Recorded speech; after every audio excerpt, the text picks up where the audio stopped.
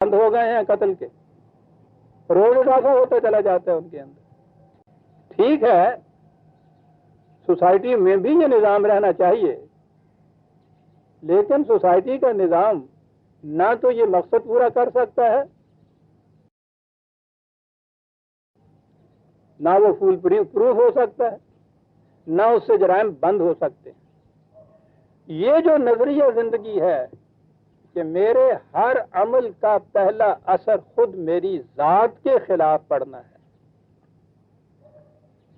خواہ کسی دوسرے پر اس کا اثر پڑے یا نہ پڑے، کوئی کسی کی گرفت میں آؤں یا نہ آؤں، سزا ملے یا نہ ملے، مجھے سزا مل گئی، میں مجرم ہو گیا، اس کا پہلا اثر میری اپنی ذات پہ پڑتا ہے، اور میرا زندگی کا مقصد اپنی ذات کا تحفظ اور اس کی نشو و نما ہے۔ اس لیے یہ ایمان جو ہے آپ کا، اس سے جرائم بند ہوتے ہیں۔ یہ تغیر اگر ہوتا ہے تو اگر جرم سرزد ہو گیا ہے، اس کے باوجود بعض اوقات لغزش ہو جاتی ہے، سوسائٹی کے قانون کی روح سے بھی آپ کو سزا مل جاتی ہے، اس سزا سے آپ کی جو ذات کے اوپر اثر ہوا تھا وہ نہیں مٹ جاتا، اس کے مٹنے کا اور طریقہ ہے، قرآن نے بتایا ہے۔ وہ مٹنے کا طریقہ اس نے یہ کہا ہے کہ پہلے اس چیز پہ تمہیں ندامت ہونی چاہیے، پھر اس کا احساس ہونا چاہیے کہ اس سے میری ذات کے اوپر کتنا مجھے نقصان پہنچا ہے، اور اس کے بعد اس نے کہا ہے کہ جتنی یہ چیز تم نے غلط کی ہے اس سے کہیں زیادہ اچھے کام کرو تو تب یہ مٹ سکتا ہے اس کا جو دھبا ہے، ورنہ اس کی تلافی نہیں ہو سکتی۔ ان الحسنات یذہبن السیئات، یہ جنہیں آپ گناہ کہتے ہیں، جرائم کہتے ہیں، برائیاں کہتے ہیں، ان کے اثرات مٹانے کا طریقہ یہ ہے کہ تم اس سے کہیں زیادہ حسنات کی چیزیں پیدا کرو، اچھائیاں زیادہ پیدا کرو، پھر مٹ سکتا ہے، کیونکہ اس نے تو پلڑا بتایا ہے نا، ترازو بتایا ہے نا۔ تو ترازو میں اگر یہ برائیوں کے پلڑے میں کوئی زیادہ چیز جھک گئی ہے تو اس کے لیے تو ضروری ہے کہ جو اچھائیوں کا پلڑا ہے اس میں کچھ ڈالو نا۔ وہ محض سزا جو جرم کی مل رہی ہے وہ سوسائٹی کے تمدنی قانون کے محتاط مل رہی ہے، اس میں یہ نظام اور وہ نظام جنہوں نے اپنے ہاں یہ نظریہ زندگی نہیں بھی ہے، ہو سکتا ہے کہ وہ نظام احتساب ان سے زیادہ بہتر ہو، اس میں دونوں برابر ہوتے ہیں۔ اصل چیز بنیادی یہ ہے، یہ جو ایمان ہے نا جس سے ایک انسان مسلم یا مومن بنتا ہے، وہ یہ ایمان ہے کہ جہاں میں نے کسی خداوندی قدر کی خلاف ورزی کی وہ جرم سرزد ہو گیا اور اس کی سزا مجھے ملی، اور اس کے ازالے کی صرف یہ شکل ہے۔ اس احساس سے بچتا ہے انسان جرائم سے، جب یہ بات ہو کہ اس کا اثر کسی دوسرے پہ ہو یا نہ، میری ذات پہ تو اس کا اثر ہو گیا۔ قرآن کریم میں کتنی آیات ہیں اس سلسلے میں، اصل میں وہ زور ہی اسی چیز کے اوپر دیتا ہے، ان اقدار پر ایمان، اس سے انسان مسلمان ہوتا ہے۔ عزیزان مان، ہم اپنے متعلق تو بات ہی نہیں کر سکتے، ہم تو مسلمان ہوئے نہیں ہیں نا، مسلمانوں کے گھر میں پیدا ہو گئے مسلمان کہلاتے ہیں، گوانڈی عیسائی کے گھر پیدا ہو جاتے عیسائی ہوں۔ یہ جسے کہتے ہیں مسلمان ہونا، وہ کیا ہے؟ ان اقدار کی صداقت پر یقین، اس بات پہ یقین کہ اگر اس قدر کی خلاف ورزی کی گئی تو وہ جرم سرزد ہو گیا، اس کی سزا مجھے مل گئی، کوئی دنیا میں مجھے نہیں بچا سکتا اس سزا سے، کوئی شفاعت نہیں بچا سکتی، کوئی جرمانہ نہیں بچا سکتا، کوئی سفارش نہیں پہنچا سکتی، قرآن کہتا ہے کسی کی دوستی نہیں پہنچا سکتی۔ صاحب وہ تو سوال ہی نہیں ہے۔ کبھی مثال کے طور پہ آگ میں انگلی ڈالیے، وہ جو اس کے بعد آپ کو سزا مل رہی ہے، کسی کی سفارش، کوئی رشوت، کوئی لحاظ کسی کا، کسی قسم کا اس درد میں تخفیف کر سکتا ہے؟ وہ تو اس کے مرہم لگائیں گے تو آپ تخفیف اس کی ہوگی۔ یہ اپنی ذات پر اس کا اثر پڑتا ہے، قدر کی خلاف ورزی کا۔ آپ نے دیکھا کہ یہ جسے اس نظریہ زندگی کے تابع نظام احتساب اور عدل کہا جاتا ہے وہ سیکولر کے ماتحت، اور جسے اب آپ اسلامی کہیے، میں اس لیے قرآنی کہا کرتا ہوں کہ اس سے متعین بات ہو جاتی ہے۔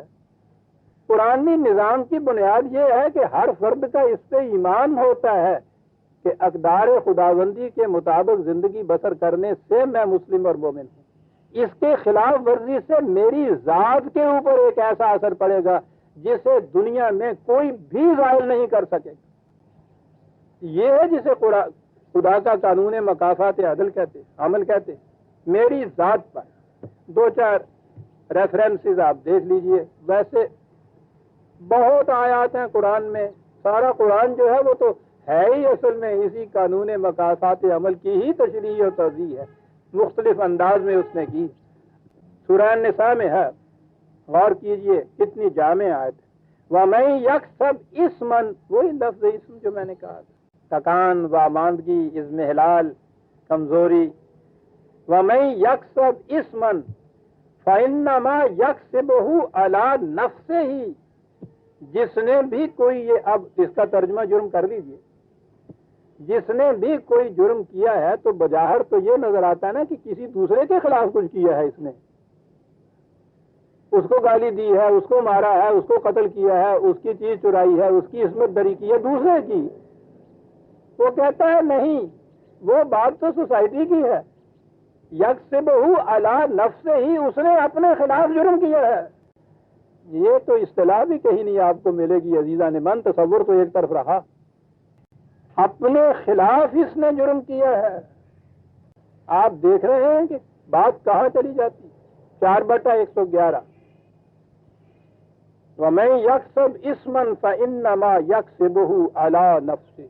اللہ، میں کہہ رہا ہوں اتنی سی آیت کے اوپر اگر ایمان ہے کسی کا، پھر جرم سرزد ہو سکتا ہے۔ پاگل ہی کوئی جرم ہو جو پھر جرم سرزد کرے، پاگل کے متعلق کہتے ہیں نا انہوں اپنے نفع نقصان کا بھی خیال نہیں، یہ تو اپنا نفع نقصان ہے اس میں تو۔ وہ کہتا ہے یہ دوسرے کے خلاف نہیں ہے، بھول ہے تیری، وہ تو سوسائٹی کی بات ہے کہ دوسرے کے خلاف جو کچھ ہوا ہے۔ اگر کوئی دوسرا انسان نہ کہیں ہو تو جرم ہی سرزد نہیں ہوتا، سوسائٹی کا جرم بھی سرزد نہیں ہوتا۔ یہ تو جب دوسرا انسان ہوتا ہے تو پھر جرم سرزد ہوتا ہے، یہ سوسائٹی کا جرم ہے جسے تو سمجھتا ہے میں نے اس کے خلاف جرم کیا، یا عدالت کہتی ہے تو نے اس کے خلاف یہ کچھ کیا، یہ سوسائٹی کی بات۔ اس کا ایمان تو یہ ہے کہ یکسبہ علی نفسہ، میں نے اپنے خلاف ایک جرم کیا۔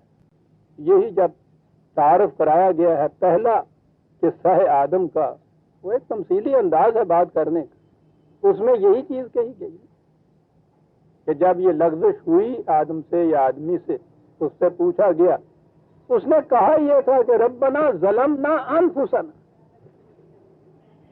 اے میرے نشو و نما دینے والے، میں نے اپنے خلاف یہ جرم کیا ہے، اگر تو نہیں بتائے گا کہ اس کا ازالہ کیسے ہوگا تو میں تو گیا آیا، میں گیا آیا، کسی دوسرے کے خلاف وہ جرم نہیں تھا۔ ظلمنا انفسنا، تو آپ کو یاد ہوگا، مجھے وہ نٹشے کا فکرہ تو بھول ہی میں نہیں سکتا، یہ لوگ بھی جب یہ فکر کی بلندیوں پہ پہنچتے ہیں تو ان صداقتوں پہ آ جاتے ہیں۔ یہ اس کا فکرہ ہے نا کہ بھائی تو نے جو جرم میرے خلاف کیا ہے اسے تو میں بخش دوں گا، لیکن جو جرم تم نے اس سے اپنے خلاف کا کیا ہے اسے کون بخشے گا؟ کوئی دوسرا نہیں اسے بخش سکتا۔ بخشنے کا تصور ہی غلط ہے۔ جب جرم کا تصور یہ ہے کہ جو میں نے یہ خلاف ورزی اس قدر ویلیو کی ہے، میری ذات کے اوپر اس کا اثر آ پڑا، اسے بخش کون دے گا؟ کون اس کی سفارش کر کے اس نقصان سے بچا لے گا؟ وہی جو میں نے کہا، یہ انگلی میں جو درد ہو رہا ہے آگ میں ڈالنے سے، میں نے یہ جو غلطی کی، یہ جرم کیا ہے، کون بخش دے گا اسے مجھے؟ کون چھڑا دے گا اس سے مجھے کہ اس کی سفارش قبول ہو جائے گی؟ کیسے رشوت سے میں بچ جاؤں گا؟ تو یہ جو ہے نا یکسبہ علی نفسہ ہی، عزیزان من، اتنی اس کا نام ہے اسلام، اس کا نام ہے مسلمان ہونا۔ اور ایک آیت لے لیجیے 6/165، 6/165، وَلَا تَكْسِبُ كُلُّ نَفْسٍ إِلَّا عَلَيْهَا، یہاں کل نفس کہہ دیا، یہ آپ دیکھیے لفظ نفس کا چلا آ رہا ہے، وہی ذات کی بات ہے۔ جو فرد بھی جو شخص بھی ترجمہ تو اب ہم یوں ہی کرتے ہیں نا